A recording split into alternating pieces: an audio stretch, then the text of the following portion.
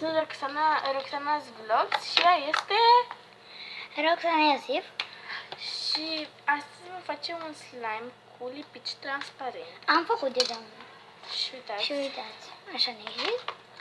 cât de bine ne-a Adică o să lăsăm 2-3 zile ca să se facă mai transparent. și mai bun.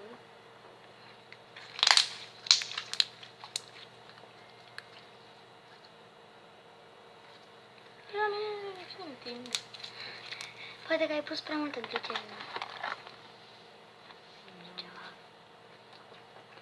O să mai iau.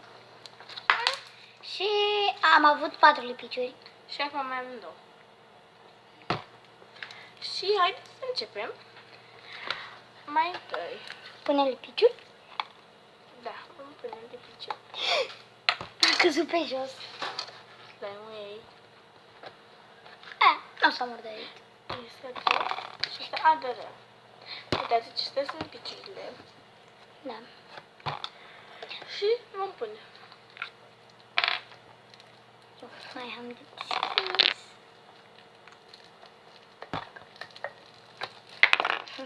Acum am văzut și pe mine și faci și tu?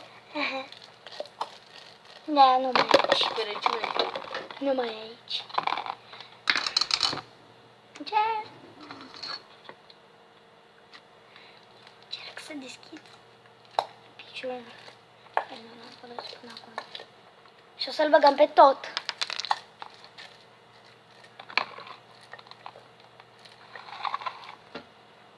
Da? Vedeți, face și lipiciul. Eu aproape am pus tot de lipiciul. Aproape.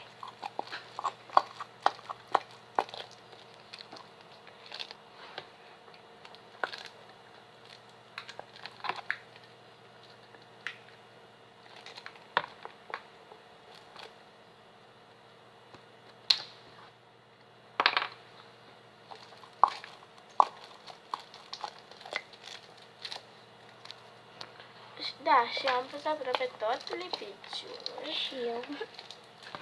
Eu mai pun.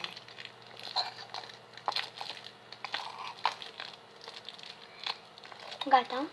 Nu mai am chef să mai dau și să strâng. Acum vom pune tot aceeași cantitate de apă.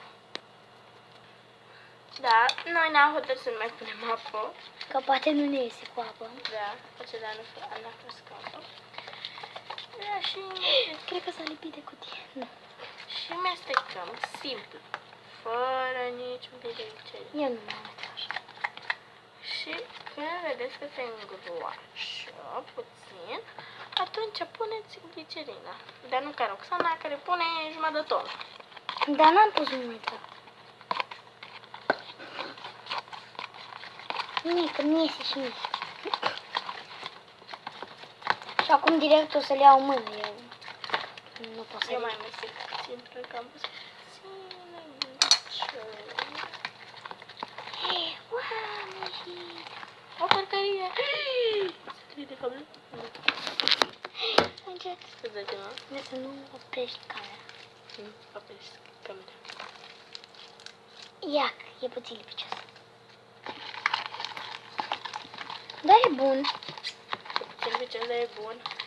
Păi da, din cauza că o să se facă. Eu îl las aici timp de 30 de minute. De ce?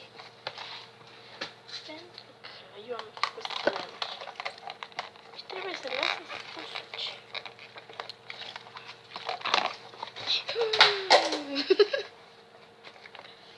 Sunt proastă.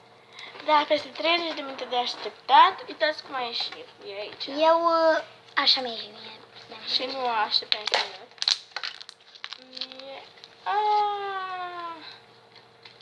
Amestecă cu mâna. Ce? Dacă ai lingura mântoară. Te rog eu, tărne și mie.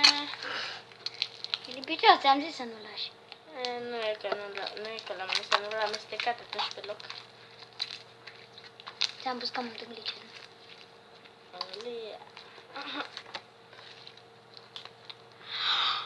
Se întinde foarte bine. Dar slime-urile făcute cu aracet sunt bune și alea. Dar și astea. Dar și acestea în vorbit.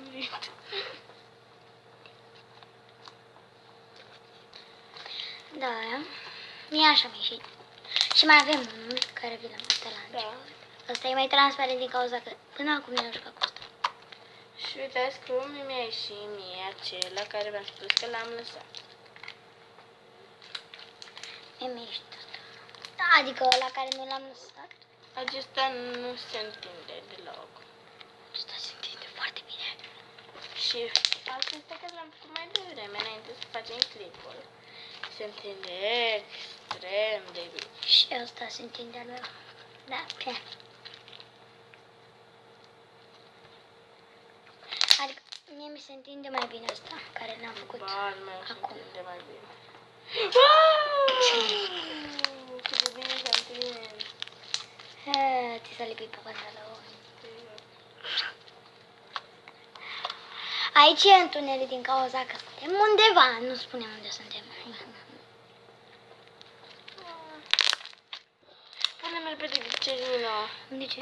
Lipește, hai. Păi dacă tu ai zis repede, m-am grăbit și...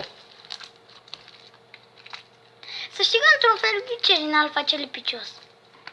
Eu le amestec să vedem cât de mare. Le amesteci? Va ieși, da. Și eu le amestec atunci. Dar de citit pe mine. Că vreau niște mei. Vezi că ți-am mai lăsat, stai mă acolo. Uitați, ăsta o să-l las să se întindă. Da, uitați cum e și mie. Da, s-a întins, adică l-am întins eu cu mâna. Da, s-a întins, adică și eu l-am întins. Și... Da, și acesta a fost clipul. Nu uitați să dați like, share la acest video, click și la abonat. Pa, Pa! pa!